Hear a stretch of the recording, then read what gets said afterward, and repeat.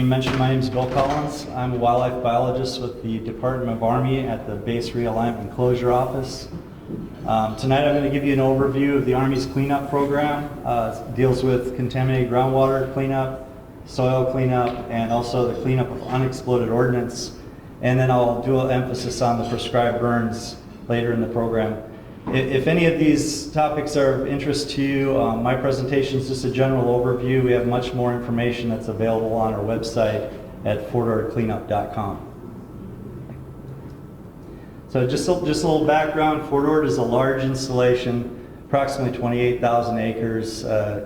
Training first started in 1917 to 1994. Just prior to base closure, the Environmental Protection Agency placed Fort Ord on the national priorities list. What that means is the Army's cleanup requirements need to follow a very formal process under Superfund. That process also includes a good public involvement process as well. In addition to the Superfund cleanup requirements, the Army also prepared a habitat management plan, and this is because primarily most of Fort Ord is currently open space. In fact, there's about 18,000 acres of current open space, much of which is going to be protected through that habitat management plan with a lot of endangered species. There's more than a dozen rare, threatened, and endangered species on Fort Ord. I'm going to be talking about the prescribed burn program. The habitat that is found in Fort Ord, a lot of it's the maritime chaparral, which is a fire-dependent plant community, and really requires fire for the sustainability of these rare plants and animals. So just to get a little bearing here on Fort Ord, Monterey Bay, City of Marina to the north, seaside to the south. This is a transfer map, so all of the gray areas you can see have already been transferred by the Army.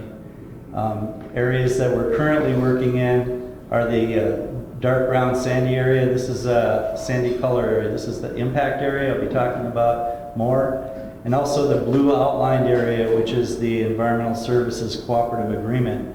That property has been transferred, and Mr. Stan Cook will be presenting more information on that later.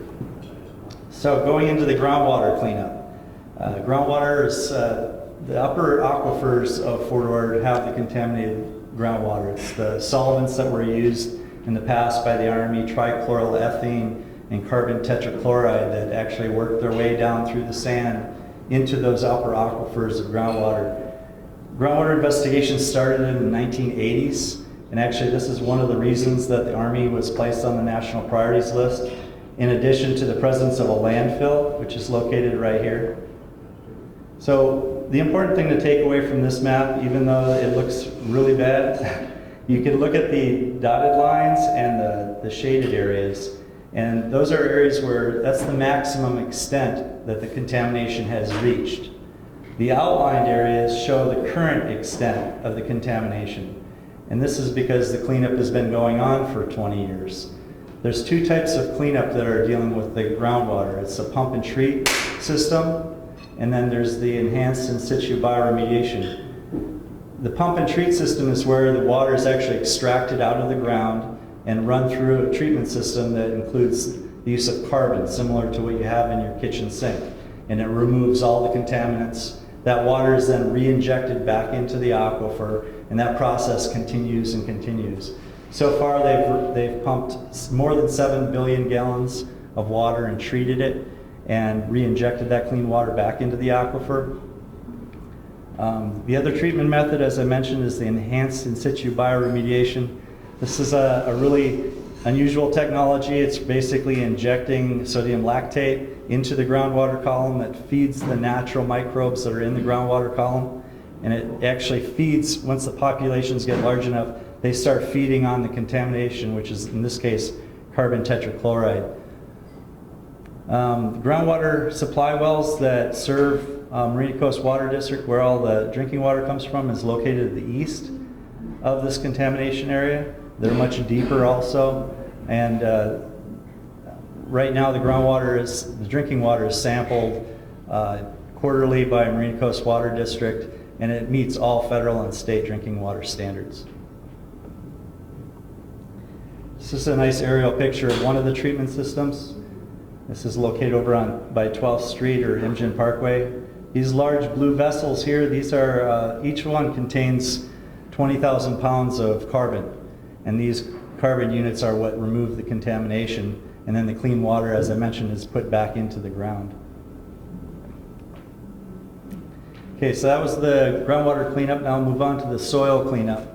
You can see all of these black areas here throughout the base. All of these areas were identified early in the 1995 timeframe when the base started going through the main cleanup evaluation, and as I mentioned, under Superfund. It's a very formal process. A thorough evaluation identified all the remediation. One of our big successes here is our beach range program. I've heard a lot of concerns about the fact that there's still bullets out on the beach, and yes, there are still bullets on the beach ranges. The objective of the cleanup is not to remove the bullets themselves, it's to remove the fine particles of lead. And where we found those after thousands of soil samples are up against the faces of the dunes and where the targets were, where the bullets impacted and created these small fragments. That's the risk, is from the lead contaminated soil, not the larger bullets. There's different distribution zones that fan out behind that. Besides, this is a very rare habitat. Monterey sangillia, Monterey spineflower, a lot of the rare species. So after the excavations were done, the Army worked closely with California Department of Parks and Recreation and restored these areas prior to transfer to make sure that they recovered back to the natural habitat. And then that property was then transferred to state parks and is now obviously Fort Ord Dunes State Park. The other success about that project is construction of the landfill cover system. That was one of the cleanup actions that occurred in the late 90s and early 2000s, was to put an impermeable cap over the top of the landfill to prevent the rainwater from leaching through the waste and further contaminating the groundwater. And in order to put that cover system on, they needed enough soil to be able to help shed the rainwater off of the cap. So what was done is all of these areas here where you see the excavations occurred, all of the soil was used in helping design that final cover system. And where we're at right now, this is our Site 39 area. You can see a couple of red blobs there. That's about 7 acres. That's currently the last remaining known lead contamination that we have, and we're in the process of excavating that and incorporating it on cell E of the landfill later this summer, and then putting another cap, which we call a vertical expansion, that will seal that waste between two liners, preventing the waste from getting into the groundwater. And because all of these areas are within a habitat reserve, these areas have to be restored similarly to the beach ranges. So the Army's working closely with Bureau of Land Management, U.S. Fish and Wildlife Service, Cal Department of Fish and Game. Restoration actually kicked off last year. We probably have another 3 to 5 years of actual restoration, and then monitoring will continue after that. This is an example of one of the constructions on the excavations on our lead site. You can see these surgical excavations along the edge. This is to remove any damage to habitat beyond what we actually need to remove. Most of the lead that we found throughout all these ranges occurred in the top 1 to 2 feet. We didn't find any problem with it reaching into groundwater because of the soil chemistry, and what we had, all of the lead was contained in the top couple feet.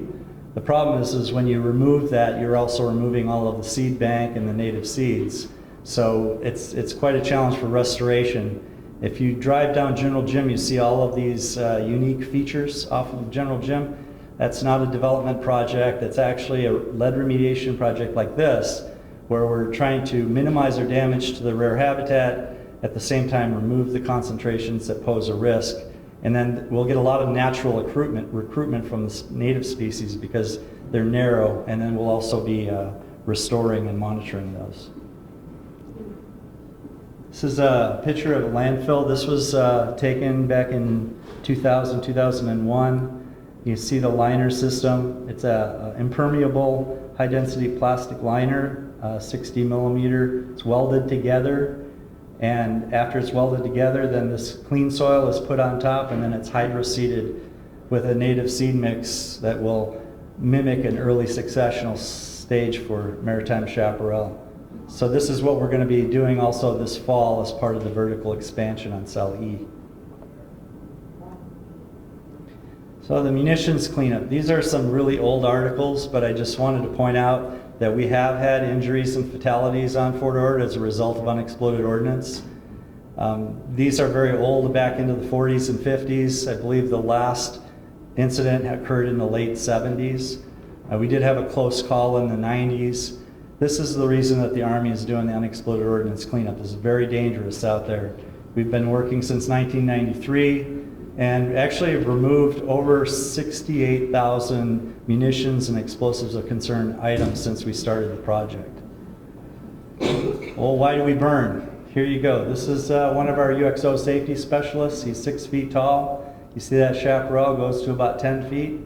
And it totally obscures anything that's under there. You can't safely go in there and find unexploded ordnance. This is a picture after a prescribed burn. You can see it exposes the soil, makes it safe to enter the site and clean up the unexploded ordnance. Another reason we burn is because of the native habitat. As I mentioned, maritime chaparral actually requires periodic fire. It's doing well. We've been doing burns since 1994. We have a lot of biological monitoring reports that are available on our website if you're interested at fortordcleanup.com.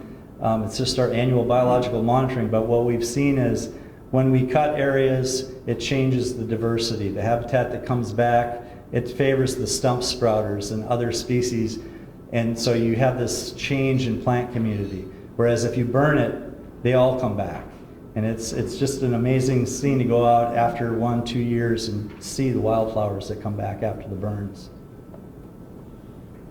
So just an update on where we're at with this. The dark brown areas have already been evaluated and addressed as far as the ordnance cleanup goes and transferred. The blue outlined area, this is the area that Stan Cook will be talking about after this presentation. The light sandy areas, these are also areas that are in progress, but the areas to the east have primarily all been done except for the documentation process. Superfund requires a lot of documents. These will be in our information repositories and on their website if you're interested in seeing what was done out there. Our main focus is on the impact area. This is where most of the artillery rounds, the rockets, and grenades were used. So here's just a close-up of that area. You can see the light colored areas. These are areas that have all been burned since 2003. And we've already completed the ordnance cleanup on these areas, and we're in the process of doing the documentation to support the ultimate transfer to BLM. These green encircled areas, these are areas we started last year, and we're well underway and should be done with those fairly soon. This Unit 10 here, this is actually the area we're planning on burning this summer or fall when the conditions are right. It's 327 acres. You can see its proximity. Here's the city of Seaside. Here's the Monterey Airport's over here, Delray Oaks and Ryan Ranch, Laguna Seca. So you can see where that is. Right now our plan is to complete all of the remainder of these burns. We're looking at doing a burn once or twice a year for the next 8 to 10 years. We should be done by 2020. That's the goal. And then transfer it to BLM to be managed as a national monument. So the prescribed burn program is very involved. It actually starts almost a year in advance of the burn. We started in November with the planning. We do the burn plans coordinated with Presidio Monterey Fire Department, who's the lead agency on conducting the burn along, and their contract, they also contract aerial support, helicopters and other ground sources. This is an example of a primary containment line, and the reason we have to do this is based on lessons learned. We've been burning since 1994, so we've learned how to really be able to burn these areas in a controlled fashion. One of the ways we do it is this primary containment line. In this case, it's 200 feet wide. It encircles the entire burn unit, and the width of that containment line is dependent on the type of munitions that are inside the interior of the burn unit. Because if something were to detonate during the fire, which it does or can, the fire department, ground forces which are on these roads need to be safe. Here's an example of some of the meteorological equipment that are used in preparing for a burn. We start monitoring the weather well in advance of the burn season and then all throughout the burn season. Actually, burn season starts July 1st, goes through December 31st of every year. We have project meteorologists that we contract and we have on site, as well as coordinating with the local air district meteorologists that have been very helpful in helping to design a prescription that will make sure that the smoke, 95% of the smoke at least, is up and away, lofted high into the atmosphere to minimize smoke impacts to the community. Uh-oh, what did I do here? Here's an example of our aerial ignition and suppression. This just shows you how the fires are started. As I mentioned, the helicopters ignite the fire because it's not safe for the fire department to actually go in on the ground.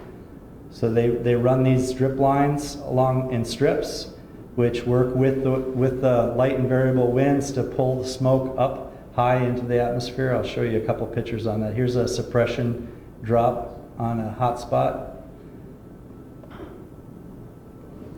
We also stage water resources on site. There's no groundwater wells out there, so all the water has to be brought out to the site. And you can see we have large dip tanks and water trucks and staged with some poly tanks. So all of this water is in place prior to the fire being started. So this is a burn shot that was taken in 2010. You see the primary containment line, you see the ground forces on the road. You can see the helicopter right here with the drip torch keeping the fire hot. You can see the high loft that we're getting with the smoke column. This is exactly what we're looking for in our burn prescription, trying to get the majority of the smoke to go up and away from the community to minimize smoke impacts. Another couple pictures of the clean air space. Actually, in the 2010 burns, the plume got over 2,000 feet high with this nice clean air buffer. Now, this is the main burn. What happens at the end of the burn, once all of the vegetation is consumed in the fire, that nice long tall plume actually drops on the ground. And we'll have 2 or 3 hours of smoke impacts, usually late afternoon when the onshore winds come on and blow it through. And we recognize there are some smoke impacts, especially to the Highway 68 area. But in trying to burn this under ideal conditions with the least amount of smoke impacts, this is where we're at right now. I mean, I think we've had some very successful burns in the past, and it's helping us move forward with cleaning this property up and being ready to transfer it for reuse. A picture of a before and after. This is that tall chaparral vegetation prior to any of the burning and cutting. You can see the mastication areas burned really clean. Again, we burn the mastication areas at the same time we do the main burn to treat the seed bank, because these are fire-dependent plants that once that heat and charate and ash hit that seed bank, it stimulates germination of these rare plants. After the first year, you start to get the fire followers, but the main thing is it clears it to make it safe for the ordnance guys to go out and look for unexploded ordnance. These aren't the best pictures, but there's a high explosive rocket right here that's laying in an area that had been burned. And the ordnance technicians, it's very labor intensive. They spend day after day going out there looking, removing anything that's high explosive or even that looks high explosive. Biological monitoring, this is a condition of our habitat management plan. In consulting with Fish and Wildlife Service under the Endangered Species Act, we had to demonstrate that the habitat wasn't damaged from this cleanup activity. So we monitor the baseline conditions prior to, during, and then after the burns to demonstrate that all of these species are coming back. And as I mentioned, we've been doing monitoring since 1994. We have a lot of data that shows the burnings are very beneficial and the habitat is coming back very well. So that's all I have, except for I do want to show you what we do when we find ordnance. This is, the guys that do these are professionally trained, usually veterans, explosive, ordnance disposal technicians. This is an example of a detonation. So when we find it, the way to make it safe is actually cause it to function as designed. They put a small shape charge on it. Fire in the hole! Fire in the hole! Pay attention to the spot right here.